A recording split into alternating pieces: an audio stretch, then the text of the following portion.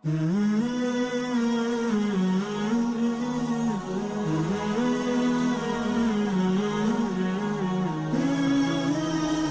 muslimin rahimakumullah. Nabi kita Muhammad SAW sebaik-baik Nabi, sebaik-baik Rasul, dan kita sebagai umatnya sebaik-baik umat. Sebaik-baik nasib yang kita dapatkan itu adalah nasib kita. Karena apa? Kita tidak pernah memohon, kita tidak pernah berdoa, kita tidak pernah bahkan berangan-angan untuk menjadi umatnya Nabi Muhammad. Tapi alhamdulillah Allah pilih kita, begitu lahir sudah termasuk daripada umatnya Nabi Muhammad. Nabi-nabi sebelumnya itu berangan-angan, bercita-cita, bahkan bermohon-mohon, berdoa kepada Allah Ta'ala supaya dijadikan salah satu daripada umatnya. Tapi kita alhamdulillah nggak pernah berdoa tapi sudah menjadi umatnya. Kenapa saya katakan kita termasuk beruntung? Karena Nabi Muhammad, kalau kita gali, kalau kita cermati, kalau kita perhatikan, syariatnya itu sesuai dengan yang disabdakan beliau sebelum beliau wafat. Inni taraktukum alal mahajjatil baydha. Aku ini meninggalkan kalian dalam keadaan misi dan visi yang aku bawa nih. Syariat yang aku terapkan dan aku ajarkan sudah sangat jelas, terang, menderang, gak ada yang samar. Semuanya sudah dijelaskan. Dari mulai syariatnya, dohirnya, hakikatnya, batinnya, fitnahnya, dosanya, pahalanya, semuanya sudah disebutkan oleh Nabi. Oleh karena itu, di antara yang disebutkan oleh Nabi kita Muhammad SAW yang sekarang sudah kita berada di zamannya, beliau menyampaikan dalam hadis yang diriwayatkan oleh Imam Muslim, badiru bil amali fitanan ka qita'il lail. Cepat-cepatlah kalian. Kalau kalian ada kesempatan untuk berbuat baik, lakukan sebelum datang satu fitnah, yang mana fitnah itu sifatnya itu sama seperti sepotong daripada malam hari atau bagian daripada malam hari. Kenapa diibaratkan oleh Nabi fitnah yang akan terjadi adalah seperti bagian daripada malam, gelap gulita. Kita nggak bisa melihat, kalau tidak ada lampu nggak bisa melihat, nggak jelas. Bisa datang fitnah itu di dalam semua elemen masyarakat, semua lembaga kemasyarakatan itu sudah terkena.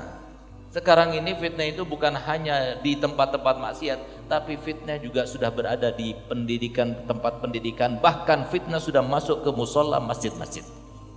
Ini sekarang, zaman sekarang ini. Sehingga beruntung yang mendapatkan solusinya. Sampai-sampai Nabi SAW menggambarkan fitnah pada waktu itu, dan sekarang sudah mulai terjadi.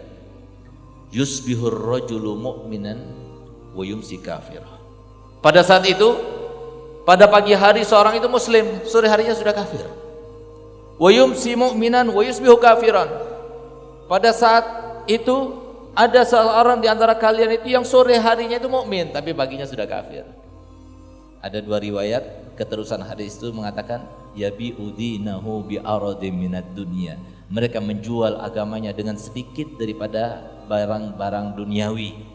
Ada lagi di dalam hadis lain yang disebutkan al-mutamassik bidinihi yawma idzin kal qabid alal jamr. Yang berpegang teguh pada agamanya pada waktu itu maka sama halnya seperti orang yang memegang di tangannya bara api. Kita lihat pegang tangan bara api, sakit, panas, perih, pedih, bisa yang namanya kulit kita itu bisa melepuh kebakar. Ini zamannya sekarang ini.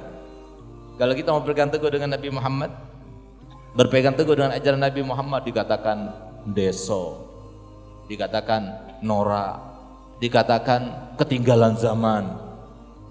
Kita pakai sarung dikatakan orang sunatan.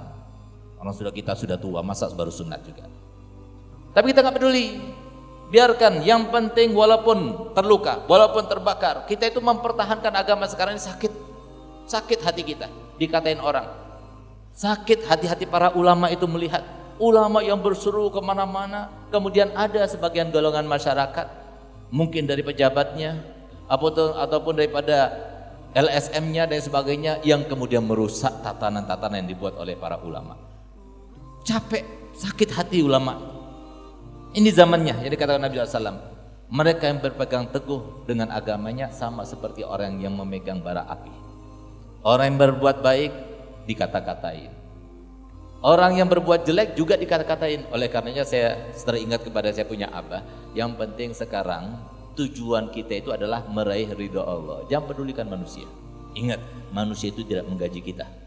Manusia tidak menentukan ajal kita. Manusia tidak menentukan rezeki kita. Tapi yang menentukan semuanya itu adalah Allah. Lihat bagaimana Nabi kita Muhammad SAW sebagai contoh yang paling utama untuk kita. Di mana Nabi SAW saking geramnya malaikat Jibril, saking marahnya malaikat Jibril, dia sampai tidak bisa menahan sabarnya. Di mana Nabi SAW ketika berdakwah dengan dakwah yang sangat baik, sangat bijak, sesuai dengan aturan, bahkan lebih daripada itu. Tapi ternyata ketika beliau sedang berdakwah di Taif, dilempari dengan besi, dilempari dengan batu, dilempari dengan kerikil, dilempari dengan kayu, sehingga seluruh badannya, sekujur badannya itu berdarah-darah. Oleh karenanya kita ini sebagai ulama sekarang belum apa-apa. Kalau kita cuma dikatakan orang gila, dikatakan tukang sihir, itu pun kita belum dapatkan. Nabi Muhammad itu dicekik. Sayyidina Zakaria itu pada waktu dia itu dikejar-kejar oleh kaumnya, oleh umatnya itu masuk ke dalam pohon. Kemudian dikatakan oleh iblis, iblis yang menunjukkan, sampai sekarang juga iblis tetap berperang.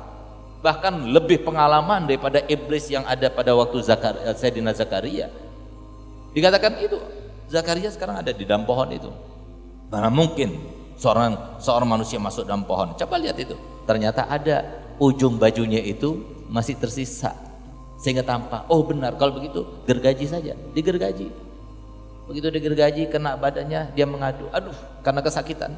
Apa kata Allah Ta'ala? Jangan kau mengadu, sekali lagi kau mengadu, saya akan hapuskan namamu daripada dewan para nabi dan para rasul. Berat menjalankan kehidupan sebagai risalah, nubuwah, menyampaikan dakwah yang benar, itu berat. Jangan kita peduli dengan dunia, dunia itu gak bakal kemana-mana. Jadi para ulama, para da'i, para ustadz, dunia itu sudah ditetapkan untuk kita. Yang untuk kita sampai kepada kita, yang bukan untuk kita tidak akan sampai kepada kita. Jangan gara-gara kita diiming-imingi dengan uang kemudian kita itu mau menghalalkan segala cara. Jangan kita peduli. Memang sekarang ini sudah waktunya untuk kita merubah sedikit yang namanya pola pikir kita. Kalau kita dulu tidak terlalu mengurus politik, sekarang kita harus mengurus politik. Bukan berarti kita mencampur adukan, tidak. Tapi kalau kita biarkan ya seperti sekarang ini, ulama dicari-cari kesalahan, mohon maaf, kalau kita nggak punya kekuatan, kalau kita ingin menerapkan suatu aturan untuk masyarakat yang bisa berguna untuk mereka di dalam pendidikan terutamanya, kalau kita ingin merubah mereka harus melalui pendidikan dan harus melalui kekuasaan. Kita nggak punya kekuasaan. Oleh karenanya silahkan yang mempunyai andil, mumpuni dia di dalam dirinya, silahkan masuk. Tapi kita jangan jadi jurkam. Kita jangan campur adukan majelis dengan politik. Silahkan seorang muslim yang kuat iman, silahkan masuk ke dalam politik. Kita membutuhkan kepada partai, kita butuh kepada kekuatan, kekuasaan. Tapi kita harus melalui porsi-porsi. Oleh karenanya ada profesional, ada proporsional. Proporsional itu adalah yang memberikan segala sesuatu pada tempatnya. Itu adalah yang tepat. Sedangkan orang zalim siapa? Orang zalim itu adalah yang meletakkan sesuatu bukan pada tempatnya. Kalau orang alim kemudian masuk ke dalam politik, itu berarti zalim itu. Walaupun dia menzalimi dirinya sendiri, tidak menzalimi masyarakatnya. Oleh karena itu, para hadirin muliakan Allah Ta'ala, sekarang ini fitnah yang paling besar itu, kata Nabi SAW, yaksuru fihil haraj. Banyak terjadi yang namanya pembunuhan, sehingga orang itu nggak mengerti kenapa dibunuh dan kenapa membunuh. Sekarang ini, bom itu ketika diledakkan, mohon maaf, yang mengebom itu nggak paham siapa yang akan menjadi korbannya. Itu kata Nabi Muhammad maksudnya. Nggak tahu siapa, kenapa membunuh dan kenapa kok dibunuh. Sehingga yang jadi korban itu, kalau semua itu bisa bicara lagi, kenapa saya jadi korbannya. Kemudian yang membunuh itu, yang melempar bom itu juga dia akan mengatakan, loh bukan kamu kok maksudnya. Ini sudah zamannya sekarang, murah sekali. Darah murah sekali. Kalau sudah seperti itu yang terjadi, lihat bagaimana saudara kita di Rohingya, lihat saudara kita di tempat-tempat yang lainnya, antara muslim dan muslim. Di Irak sana, di Suriah sana. Kenapa demikian? Kembali lagi kata Nabi SAW, yaksurul jahlu wa yukbadul ilmu. Ilmu itu diangkat, kebodohan merata di mana-mana. Ini sebab utamanya. Ambil satu contoh untuk kita ibaratkan fitnah-fitnah yang terjadi supaya kita paham pakai logika kita. Kalau misalnya di masjid ini, di ruangan masjid ini ada sekitar 121 jebakan, semuanya lubang ke dalam. Kalau kita masuk di ujung lubang itu ada pedang yang menusuk gitu. Kalau kita jatuh, kalau pas kebetulan badan kita bisa menusuk sampai mati kita. 121 titik. 121 di ruangan yang cuma sebesarnya seperti ini. Kira-kira kita bisa selamat atau tidak? Kalau kita nggak tahu di mana titik-titik itu, sulit kita mau selamat. Itu pula fitnah yang terjadi seperti itu. Kalau kita mau selamat, kita harus tahu di mana titiknya. Titiknya itu di mana? Tahu dengan titik-titik tempat jebakan itu adalah tahu dengan syariatnya Nabi Muhammad. Tahu dengan ajarannya Nabi Muhammad. Bagaimana mungkin anak kita akan selamat? Sadarlah wahai saudara-saudara kami kaum muslimin. Dunia itu tidak penting. Dunia itu kata Allah Ta'ala di dalam orientasi kita, letaknya posisinya itu di mana?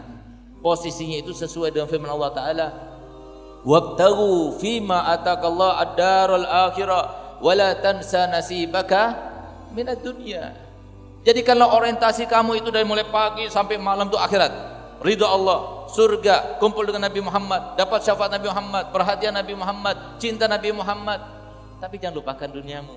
Artinya sesuatu bagian yang kecil, jangan lupakan duniamu. Kenapa kau dikatakan Allah Ta'ala bagian yang kecil? Jangan lupakan duniamu, karena Allah yang menjamin, Allah yang menanggung.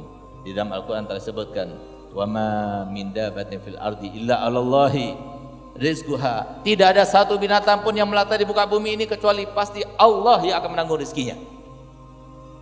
Allah Ta'ala bakal menantang kita, kami tidak meminta rezeki kepada kalian. Nahnu narzuquk wal aqibatul lil muttaqin. Kami tidak minta rezeki, kami yang berikan rezeki. Bahkan dalam hadis qudsi Allah Ta'ala lebih jelas menentang kita dan mengingatkan kita. Ya ibna Adam, inni khalaqtus samawati sab'a wal aradina sab'a wa lam a'i bi khalqihinna. Afayu'ini raghifun asuquhu laka kulla yawm. Wahai Bani Adam, aku ciptakan langit ini dengan segala isinya 7 lapis, bumi dengan 7 lapisnya, dan aku tidak pernah merasa penat di dalam menciptakan itu. Apakah kalian mengira bahwasanya aku tidak mampu untuk mendatangkan untuk kalian 1 roti setiap kalian makan setiap harinya? Jadi jangan takut. Dunia ini yang menjadi sebab utama orang banyak termakan fitnah itu karena dunia. Kenapa? Mohon maaf, pendidikan itu adalah wasilah utamanya. Wasilah utama menuju kebenaran, kebahagiaan, keamanan, kesentosan, ilmu. Tidak adanya ilmu juga wasilah utama menuju kepada kebodohan, kesesaraan, kesesatan, dan juga ketidakbahagiaan hidup itu ya tidak adanya ilmu. Semua kembali ke situ. Oleh karena Nabi SAW bersabda, yatsurul jahal, eman-eman, kalau udah ulama itu eman, dirawat-rawat, didoakan mereka supaya tetap ada. Karena Rasulullah bilang kalau sudah nanti di akhir zaman yukbadul ilmu, ilmu itu dicabut.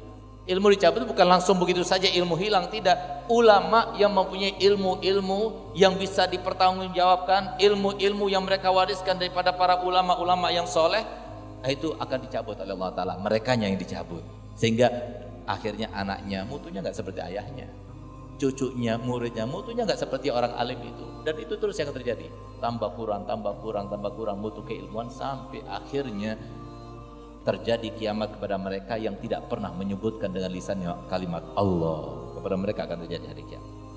Ini sudah sesuatu sunnatullah. Oleh karenanya solusinya bagaimana? Solusinya tidak ada lain kecuali harus kita kembali pada pendidikan Nabi Muhammad. Banyak orang nggak paham, kenapa sih ajaran Nabi Muhammad itu sangat penting dalam kehidupan dunia. Begini Pak, biar kita paham. Kita cari bahagia, semua kita pengen bahagia. Bahagia datang dari mana? Jawabannya apa?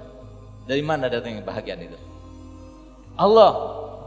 Kita ingin semuanya lepas daripada permasalahan dan problematika. Solusi daripada setiap permasalahan datangnya dari mana? Jelas Allah. Kita ingin mendapatkan panjang umur, sehat badan. Kita ingin dapat bahagia bersama rumah tangga, keluarga kita dan sebagainya. Datangnya dari mana? Dari Allah. Lalu kita itu mau mendapatkan itu dengan kita tanpa melaksanakan sholat 5 waktu. Kita akan datang mendapatkan, menggapai itu semuanya dengan kita itu melakukan transaksi riba. Kita akan mencari itu semuanya dengan kita berani kepada ulama, melawan ulama. Coba lihat bagaimana sekarang. Kita cuma cermati saja, perhatikan saja keadaan zaman sekarang ini. Wa makaru wa makarallah wallahu khairul makirin. Mereka menipu Allah dan Allah juga menipu mereka. Sebenarnya Allah menipu mereka, bukan mereka menipu Allah. Dengan kata-kata mereka yang tidak pantas, mohon maaf, mereka itu adalah orang tua kita sebetulnya. Mereka tokoh-tokoh masyarakat itu orang tua kita. Harusnya kalau berbicara itu yang benar. Jangan sampai mendiskreditkan suatu agama, apalagi agama Islam yang memang dipeluk oleh mayoritas kaum muslimin. Sakit kita, tapi kita bisa berbuat apa-apa. Tapi tunggu saatnya. Lihat, semuanya orang akan sakit. Mereka semua yang melakukannya akan sakit. Karena apa? Itu adalah makar daripada Allah. Bukan mereka yang makar Allah, Allah yang makar mereka. Tunggu saatnya. Mereka akan sedih, mereka akan sengsara, mereka akan nestapa. Kenapa? Jangan ditantang. Ini sistemnya Allah. Sudah lupa kita? Ada orang yang lebih kuat daripada mereka. Siapa? Fir'aun. Bahkan dia itu mengaku dirinya sebagai Tuhan karena nggak pernah sakit. Sakit nggak pernah. Dari mulai kecilnya apa yang diinginkan terlaksana. Semua yang diinginkan terlaksana. Sudah lupakah kita bagaimana Haman? Seorang yang ahli strategi, seorang yang sakti mandraguna. Tapi lihat bagaimana keadaannya mereka semuanya. Kita lihat bagaimana kaum Hud, kaum Lut, semuanya itu seperti itu, menantang kepada ulama, menantang kepada para nabinya. Oleh karenanya ulil amr itu siapa ulil amr? Ulil amr itu adalah ulama, umara. Jadi nggak mungkin bisa dipisahkan antara ulama dan umara. Alhamdulillah, karenanya kita bersyukur pada Allah Ta'ala. Alhamdulillah majelis ini ada ulamanya, ada umaroknya, dan masyarakatnya alhamdulillah mendapatkan keberkahannya insyaallah. Oleh karena itu para hadirin muliakan Allah Ta'ala, Nabi SAW berpesan dalam suatu hadis, dan ini adalah solusi untuk kita semuanya. La yaslam hina idzin minal fitani illa man ahyallahu qalbahu bil ilm. Tidak akan ada satupun di antara mereka yang selamat daripada fitnah akhir zaman kecuali yang dihidupkan hatinya dengan ilmu agama. Oleh karena itu, apa sih hubungannya antara syariatnya Nabi dengan kehidupan ini? Kita sudah jelaskan, bahagia datangnya daripada Allah, kemuliaan datangnya dari Allah, jabatan datangnya dari Allah, semuanya datangnya dari Allah. Bagaimana mungkin kita akan meraihnya, mendapatkannya tanpa melalui jalur yang diberikan Allah Ta'ala? Kalau ada yang semacam itu berarti istidraj. Tahu kan istidraj? Istidraj itu diangkat sampai tambah tinggi. Begitu sudah tinggi dijerembabkan ke bawah. Lebih baik kita jangan terlalu tinggi, jatuhnya nggak terlalu sakit. Tapi kalau terlalu tinggi, jatuhnya itu sakit benar. Itu istidraj namanya. Yang gembira. Ini sudah zamannya sekarang. Yang menjadi Tuhan siapa sekarang ini? Bukan Allah kebanyakan di dalam pandangan manusia, tapi dunia. Ra'aitun nasa qad malu ila man indahu malu wa man lam yakun indahu malu fannasu anhu qad malu. Kata ulama, aku melihat semua orang condong pada orang yang punya uang. Beruntung orang yang punya uang kalau bisa menggunakannya. Tapi kalau punya uang nggak bisa menggunakannya, sian. Karena apa? Kebanyakan orang punya uang sekarang ini jadi babunya keluarga. Pembantunya keluarga dikumpulin, dapat uang lagi beli tanah, uang lagi beli toko, uang lagi beli mobil dan sebagainya. Mobilnya dibawa ke kuburan, tokonya dibawa ke kuburan, rumahnya dibawa ke kuburan. Apa yang dia dapatkan? Yang dia dapatkan itu kata Nabi Muhammad, ya ibnu Adam mali, ini loh hartaku, ini tokoku, ini tanahku. Kata Nabi Muhammad, yang mana hartamu? Yang mana hartamu? Illa ma'akalta fa'afnait, kecuali yang kau makan tuh sampai habis. Illa ma'al labista fa'ablait, kecuali yang kamu pakai sampai usang. Illa ma tasaddaqta fa'abgait, kecuali yang kamu sedekahkan dan itu tetap kekal di sisi Allah, disimpan di rekening akhirat kamu. Wa ma siwa zalika, yang selain itu, tiga hal itu kata Nabi Muhammad, fadzahibun, akan sirna, dicuri orang, ditilap orang, ditipu orang, au tarikuhu linnas, ditinggalkan ke orang. Itulah maksud Nabi SAW bersabda dalam hadis yang lainnya, kam min talibin wa laysa bi'aqilih, kesian deh. Banyak orang yang mencari dunia dari pagi sampai malam, dia capek-capek, dia yang capek. Tapi apa? Ternyata dia tidak ikut menikmatinya. Walaysa binaimi, dia tidak ikut menikmatinya, dia cuma ngumpulin doang. Rugi Pak. Belum tentu kalau suami kita meninggal anak kita baca tahlil untuk kita. Belum tentu mereka itu sedekah untuk kita. Belum tentu mereka itu mau membangun suatu masjid, suatu mushola jariah untuk orang tuanya. Belum tentu. Tapi kalau kita meninggalkan anak kita orang alim, dai ilallah, enggak usah diminta. Enggak usah mereka itu menghibahkan. Setiap mereka mengajar, setiap mereka menulis, setiap mereka ditiru oleh orang lain, langsung secara otomatis masuk pahalanya kepada orang tuanya. Beruntung orang yang punya anak sebagai orang alim. Oleh karenanya sekarang solusinya bagaimana? Solusinya, ayo anak-anak kita harus mengenal dengan ilmunya Nabi Muhammad. Jangan pernah kita mengatakan enggak level, enggak ada enggak level. Ilmunya Nabi Muhammad level paling tinggi. Mereka yang belajar pesantren itu level yang paling tinggi. Kalau nggak bisa kita di level yang paling tinggi di pesantren, belajarnya anak-anak kita, silahkan masukkan dalam madrasah diniyah. Pagi hari silahkan masuk dalam pendidikan formal, tapi siang harinya masukkan ke madrasah diniyah. Kalau semua nggak mau seperti itu, silahkan pagi hari masukkan pendidikan formal, tapi nanti habis maghrib datangkan seorang ustadz untuk dileskan agama. Apa yang harus mereka ketahui daripada ibadah, apa yang harus mereka ketahui daripada muamalah, biarkan mereka faham. Kita akan meninggal dunia, kita orang tua akan meninggal dunia, kita akan meninggalkan mereka. Kalau mereka tidak mempunyai modal daripada keimanan, keislaman, kita kasihan kepada mereka. Dan harus diingat, antara satu dengan yang lainnya itu saling berketerkaitan. Orang tua bisa diazab karena anaknya, dan anak bisa diazab karena orang tuanya. Ini yang terjadi. Oleh karena itu para hadirin dimuliakan Allah Ta'ala, ayo jangan jauh-jauh daripada majelis taklim, jangan jauh-jauh daripada para ulama. Biarkan kita itu merendahkan diri, jabatan letakkan di rumah, harta letakkan di rumah, datang ke majelis-majelis yang semuanya itu karena Allah, Rasulullah, yang nggak ada politik di situ, datang masuk ke sana, belajar, niat. Setiap kita datang belajar ke sana, maka kata Nabi Muhammad, man kharaja min baitihi li talabil ilmi kharaja mujahidan fi sabilillah. Orang yang keluar dari rumahnya pergi ke majelis, ke suatu masjid untuk belajar ilmu, tidak ada lain tujuannya kecuali dia itu akan terhitung di sisi Allah sebagai orang yang mencari atau berjuang di dalam jalan Allah. Kalau kita meninggal di saat-saat ini, maka berarti kita meninggal dalam keadaan syahid. Semoga kita semacam itu. Itulah, semoga berguna bagi kita semuanya.